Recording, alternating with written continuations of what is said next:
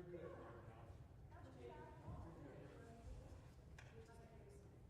Yeah, I got back to Friday, spending almost a week back with my family. Progress with the stew and Doing too much, not much. yeah.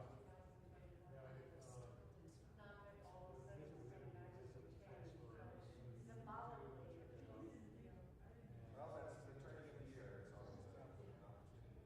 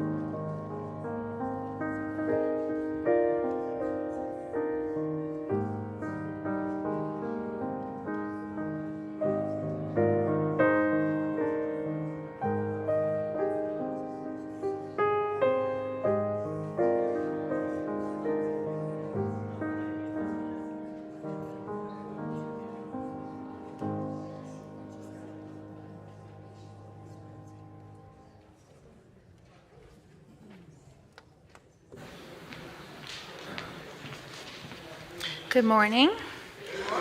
A small and mighty group today, so thanks for being here. My name is Coral Causeway. I am a member of your Board of Trustees here at First Unitarian Denver. Whoever you are, whomever you love, whether you carry joy or sorrow in your heart, you're welcome here. All people of goodwill are warmly invited to join us on the great journey of the mind, the heart, and the spirit. If this is your first time with us today, please let the offering basket pass you by. Your presence is gift enough.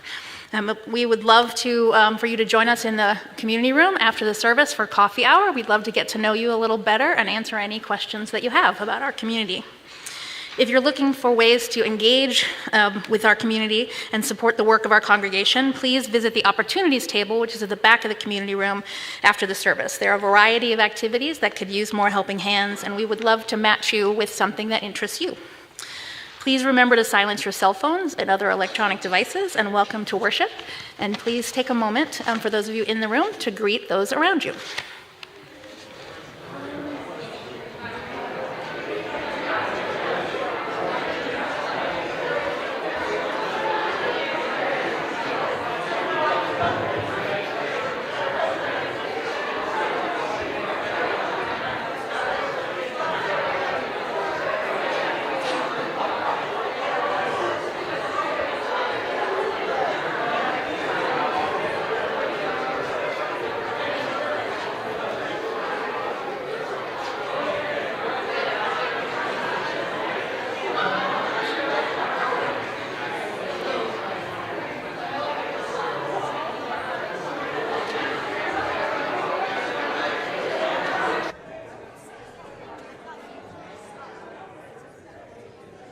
Good morning, First Unitarian.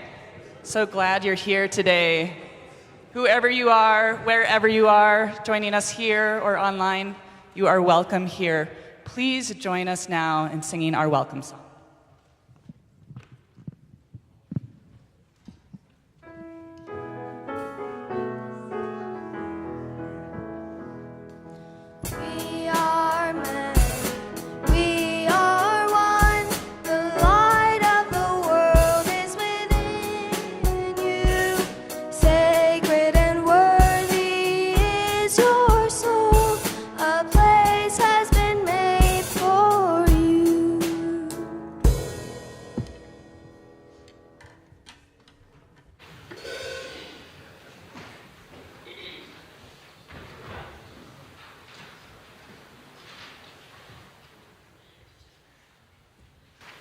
Before the call to worship, a brief word of introduction to the morning.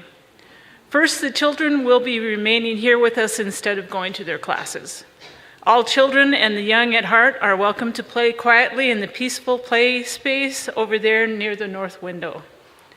Second, as we do periodically here at First Unitarian in the spirit of co-creating the worship service, 3 of our members will offer their reflections on a chosen topic. Today, here near the closing of the year, Leah Davis, Ingrid Porter, and myself will reflect on winter.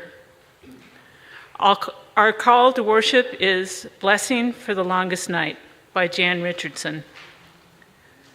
All throughout these months, as the shadows have lengthened, this blessing has been gathering itself, making ready, preparing for this night. It has practiced walking in the dark, traveling with its eyes closed, feeling its way by memory, by touch, by the pull of the moon, even as it wanes. So believe me when I tell you this blessing will reach you, even if you have not light enough to read.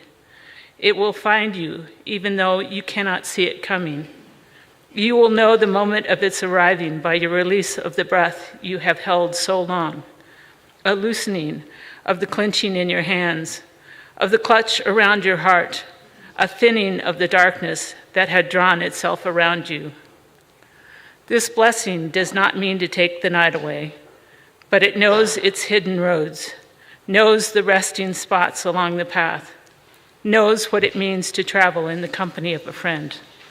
So when this blessing comes, take its hand, get up, set out on the road you cannot see. This is the night when you can trust that any direction you go, you'll be walking toward the dawn.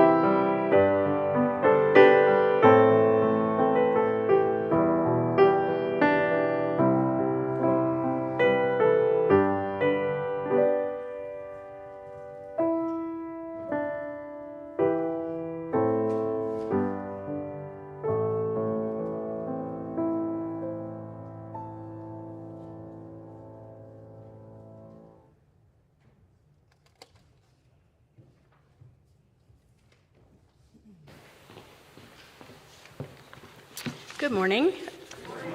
My name is Tyler Watlington, and I will be doing the reading today called Winter Meditation by Tess Baumgartner, or Baumberger, excuse me. Something has changed in me this winter. In the past, I've focused on how long winter is, how miserable I find it, and how it seems so interminable.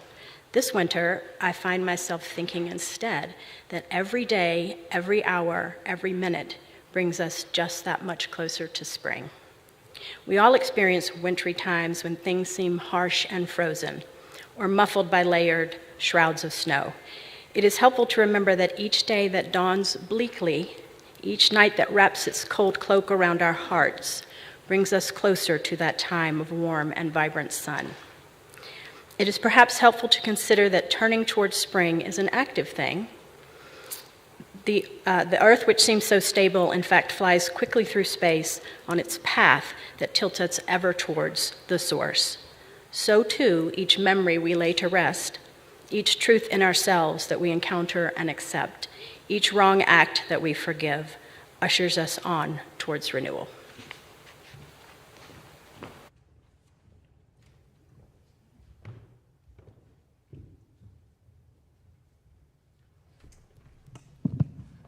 Please rise in body or spirit and join in singing. We're going to sing Frosty the Snowman.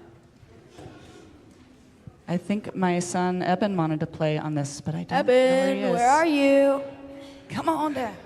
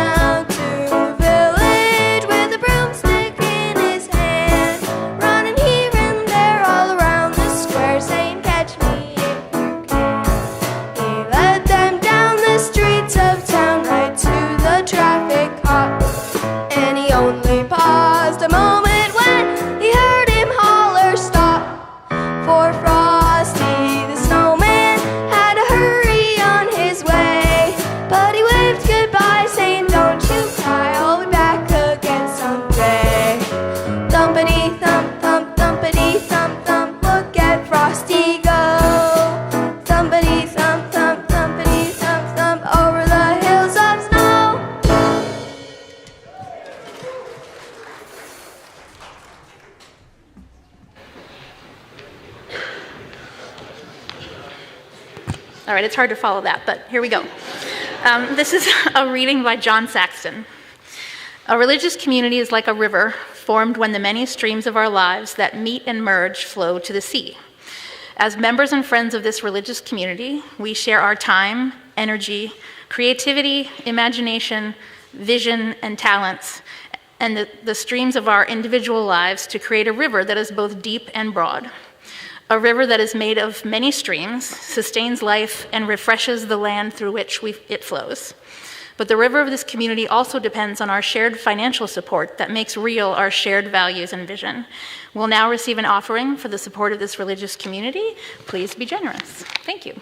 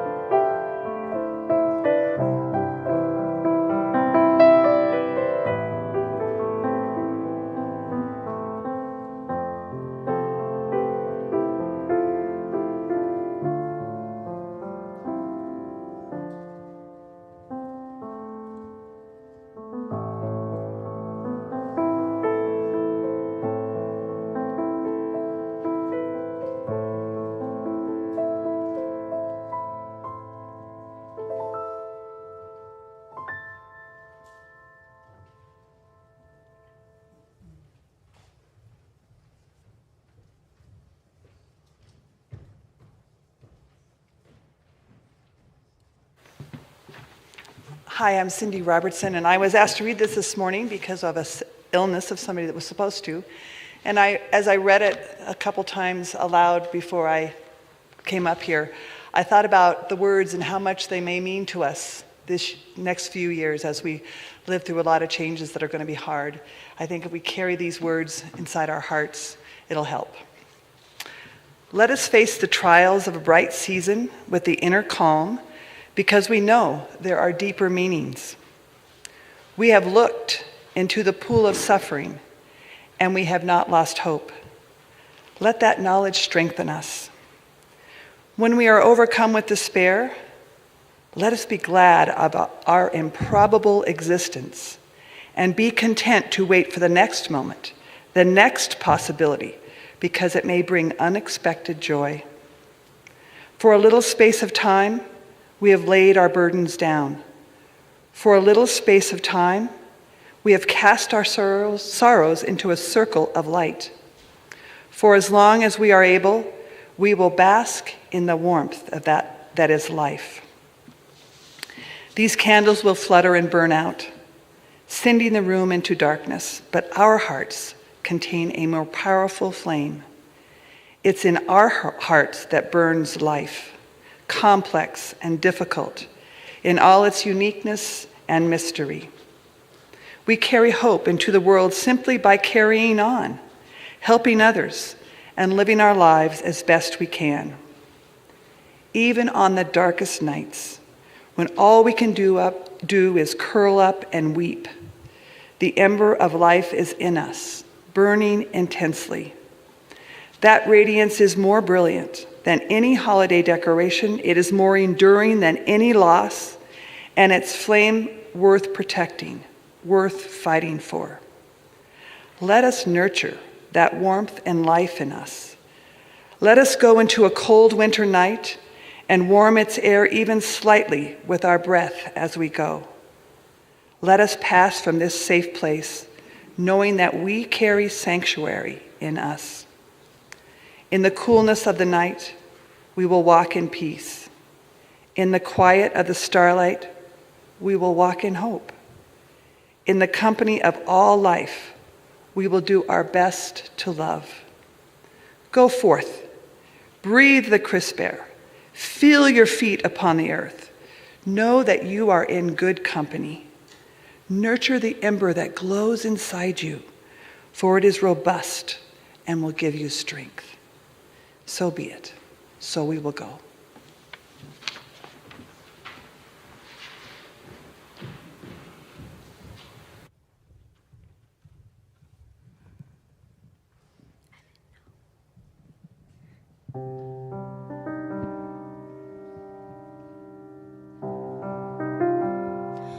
Where the north wind meets the sea, there's a river full of memory.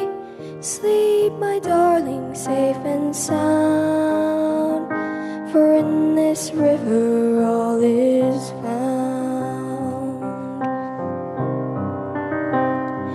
In her waters deep and true lie the answers and a path for you.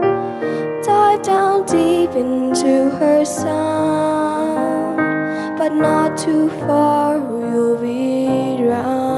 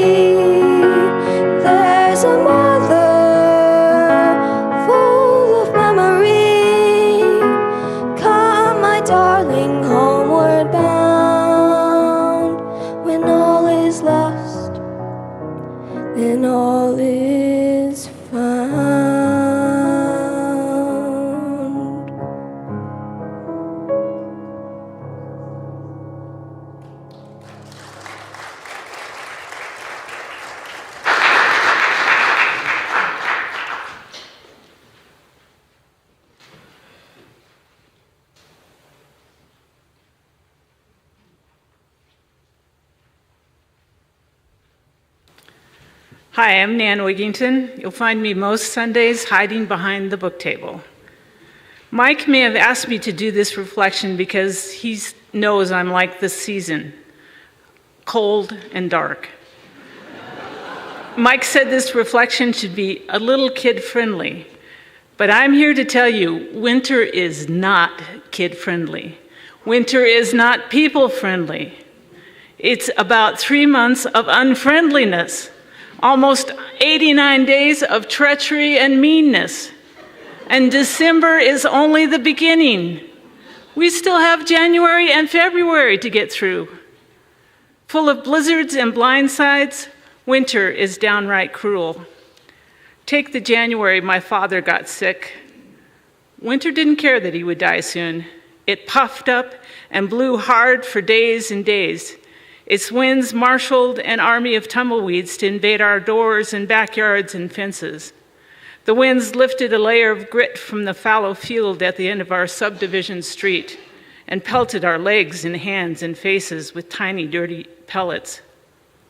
The winds tore at the last of our Christmas decorations and sent Santa and Mary and baby Jesus spinning into the air, never to be found again. Winter can kill us willy-nilly. Its ice and storms cripple our roads, cause fatal car accidents. Its cold gets into the cracks of our houses, the tears in our coats. We die of hypothermia, frostbite, carbon monoxide poisoning. But wait a minute. I do see something good in winter. It is the best and sternest of tutors. Here's what I've learned from it. Winter taught me endurance and persistence. I think of how I used to get up and ride my bike to work in the winter dark. I did it gladly. The city lights, the stars seemed to burn brighter for me then. The sharp slap of cold gave my life clarity and possibility. Winter taught me wonder. I always think of the kids I used to work with, how winter bedazzled them. During one snowy recess, I remember following one of my second graders and picking up first the gloves he shed, then the hat, then the coat, then the shoes? He was in wonder of how the white flakes burst upon his cheeks, his nose, his hot skin. And although I couldn't celebrate his unexpected behavior or welcome getting him back inside the building, I had to celebrate his curiosity and delight. Most importantly, winter taught me the steel strength of love. I think of my mother, how winter made her indomitable. I remember her fierce opposition to my emotional slide during the winter when I was almost 15. How she braved the squalls of my rage. How she woke me on bleak weekday mornings, fed me breakfast, got me to school, even though I wanted to stay under the covers until spring, even though I hated breakfast, even though I would have rather frozen my tongue to a telephone pole than go to school. I'd like to conclude this reflection with a poem from Robert Hayden. It's about winter and the stern steel of love. I dedicate it to those who make the bank fires blaze. It's called Those Winter Mornings. Sundays, too, my father got up early and put his clothes on in the blue-black cold. Then, with cracked hands that ached from labor in the weekday weather, made banked fires blaze. No one ever thanked him. I'd wake and hear the cold splintering, breaking. When the rooms were warm, he'd call, and slowly I would rise and dress, fearing the chronic angers of that house, speaking indifferently to him who had driven out the cold and polished my good shoes as well. What did I know? What did I know of love's austere and lonely offices?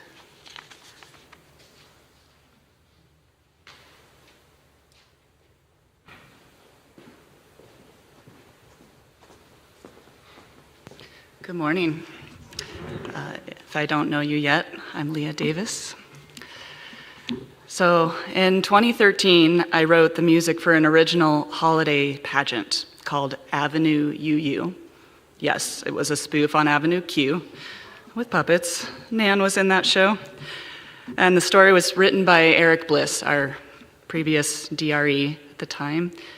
And it chronicles Mary, a young Unitarian Universalist, and she's wondering what she should believe and celebrate at this time of the year. And she sings in a pensive tone, "What's a UU to do when December rolls around?" And Mary's dad replies, in song of course, "How will you celebrate what rings true to you?" And says, "This is what life is for. Our journey is never through, discovering this." So this story is about my ongoing journey to discover what rings true for me in the darkest time of the year. I grew up without organized religion, and when December rolled around, our family celebrated Christmas. Not the celebration of the birth of Jesus, but Christmas is a time for sharing gifts, feasting with family, hanging stockings, decorating the tree. In other words, we were pagans, right? We embraced the holiday traditions with pagan roots. My family still celebrates Christmas, but as a teenager, I learned that I am technically Jewish, being descended from my mother's Jewish mother. I first learned about Hanukkah in elementary school. My friend Jody Simon was Jewish, and her mom visited our classroom every December, frying latkes on her portable electric griddle for the students. I still remember the tiny paper plates and the sides of applesauce and sour cream, which I thought was so strange. She taught us how to play the dreidel, and she sang us Hanukkah songs. I loved those dark, haunting melodies, which did not sound at all like Joy to the World or Jingle Bells. A seed was planted that lay dormant for many years. That seed was revived about 12 years ago when I started playing for holiday services for Beth Ami, which is a humanistic Jewish congregation in Boulder. Before I joined this community, it didn't really occur to me that I could collect new traditions and rituals and leave behind traditions that no longer brought me joy or connection. I saw traditions as fixed, something that one did because one's family had done it before. Sure, traditions might morph over time or through marriage or having kids, but of course we know we are the authors of our own lives, and this includes the traditions we keep and those we release. So in this spirit, I decided to build a menorah out of homemade Play-Doh for our family. This was in 2017, and then the following year we upgraded. My husband, Eric, built a beautiful wooden one. I was uncertain at first about celebrating Hanukkah. I felt a bit of imposter syndrome. Although technically Jewish, was this really my celebration to claim? I found some humanist words for lighting the candles, which resonated with our family. And this is now our 7th year of celebrating both Hanukkah and Christmas. In the middle of one of the busiest months of the year, we cherish this ritual, which invites us to take the time to slow down, sit in the darkness, light candles, and recite some words each evening, at least for 8 nights. Many religions and rituals focus on light at this time of the year. The most beautiful ritual of this kind I've witnessed is the Advent spiral. This ritual is performed at Waldorf schools around the world, and we held our own version of the light spiral here at First Unitarian on the 20th upstairs in the chapel. And Diane has a picture to show. So if you haven't seen this ritual, there's a spiral made of pine boughs. It's dark at first, a completely dark room. Each person walks into the center of the spiral with an unlit candle.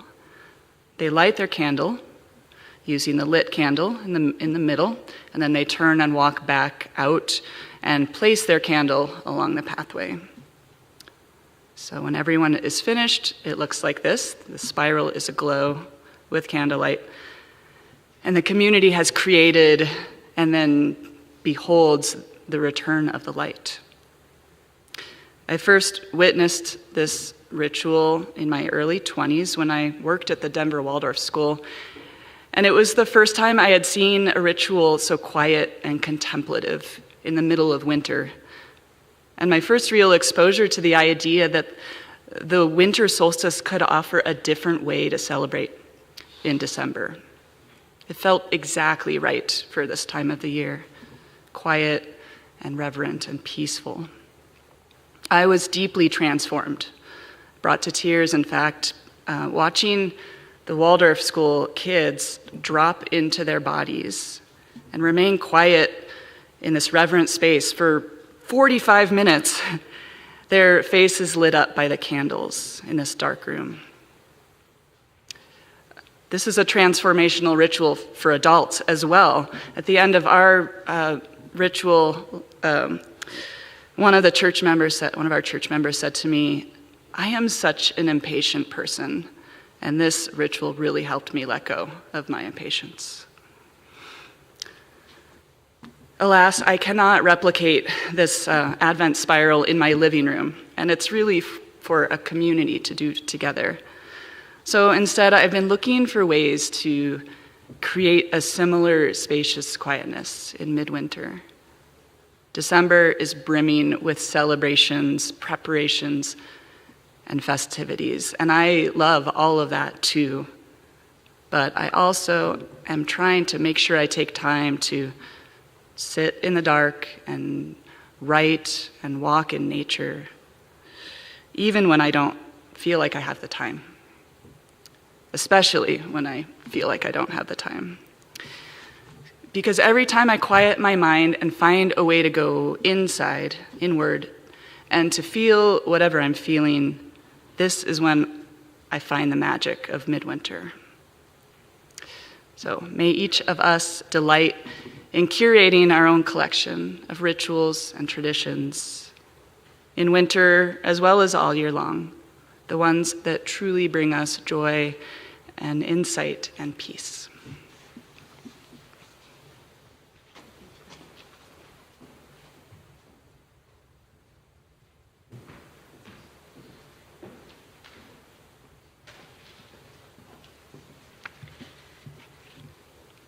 As often happens with these things, that was an amazingly perfect segue. Unplanned. I'm Ingrid Porter. The ornaments on my Christmas tree and also my rituals and holiday celebrations are a jumbled mishmash of memories, gifts, nostalgia, as well as old and new traditions. I imagine that's true for some of you as well. Those mismatched ornaments are cherished possessions, and the various rituals ground and center me amidst the bustle and chaos of the season. So here are a few of the things that hold the essence of winter for me. They've been gathered over time. They don't necessarily go together. But like my tree at home, hopefully these mismatched pieces will weave together something that is meaningful. The Cailleach represents the wild power of winter. One of the great Celtic goddesses, she ruled the cold and the wind and determined winter's length and harshness. She appeared as a veiled old woman, her skin the blue of winter. A wild, destructive force, she could leap across mountains and ride storms. Wherever she pounded her staff on the ground, the land and water froze. In her gentler aspect, she watched over both wild and domestic animals during the dark winter months and held the seeds safely under the snow to ensure new growth in the spring. Another favorite is A Child's Christmas in Wales by Dylan Thomas, a nostalgic remembrance of winter as we rarely get to experience it now. I can never remember whether it snowed for 6 days and 6 nights when I was 12, or whether it snowed for 12 days and 12 nights when I was 6. It was snowing. It was always snowing.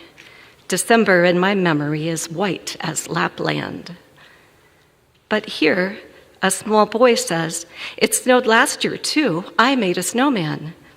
But that is not the same snow, I say.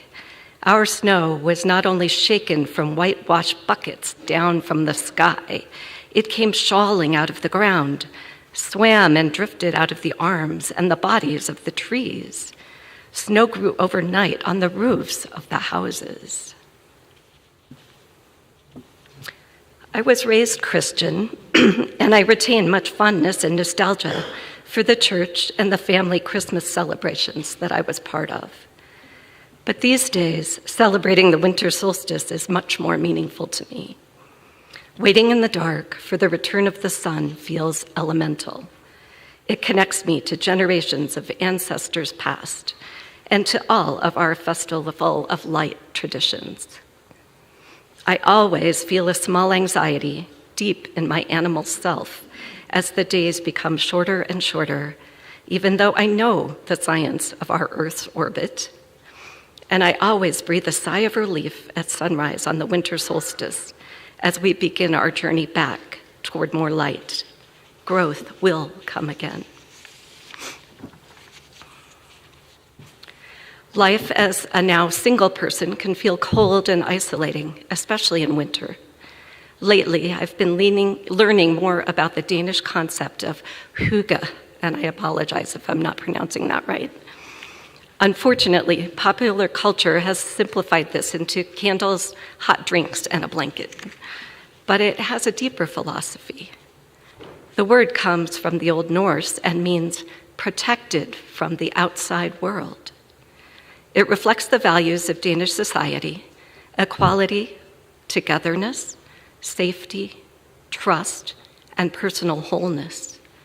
It is a mindfulness that emphasizes life's quieter pleasures, values simplicity, and being present.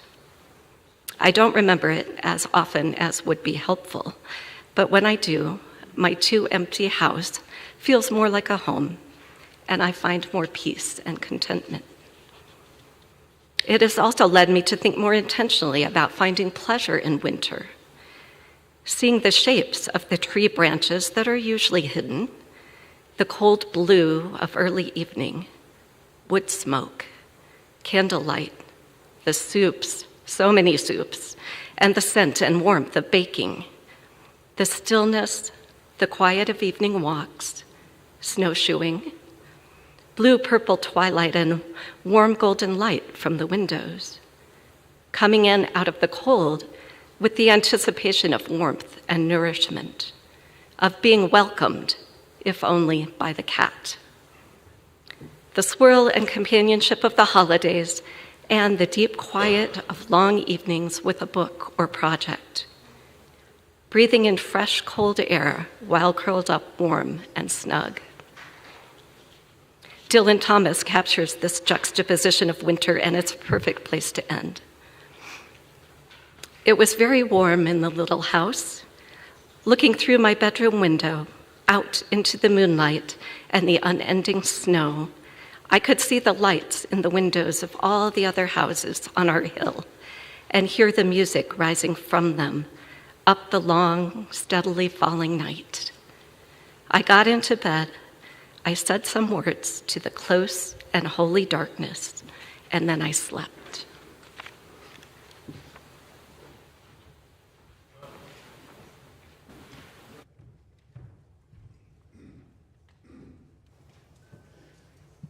Let's sing together again. Would you please rise and body your spirit? Join in singing Auld Lang Syne. And please remain standing after that for our closing affirmation.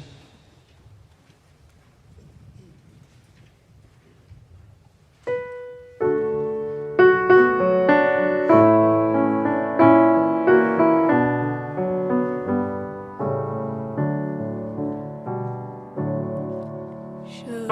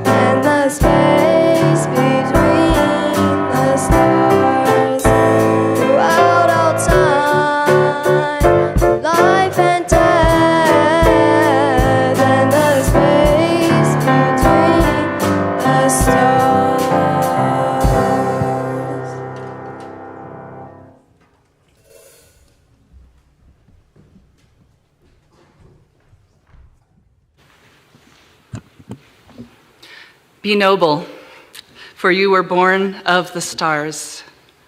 Be humble, for you are made of the earth. And be kind, for we belong to each other. Our service is ended. Go in peace and Happy New Year.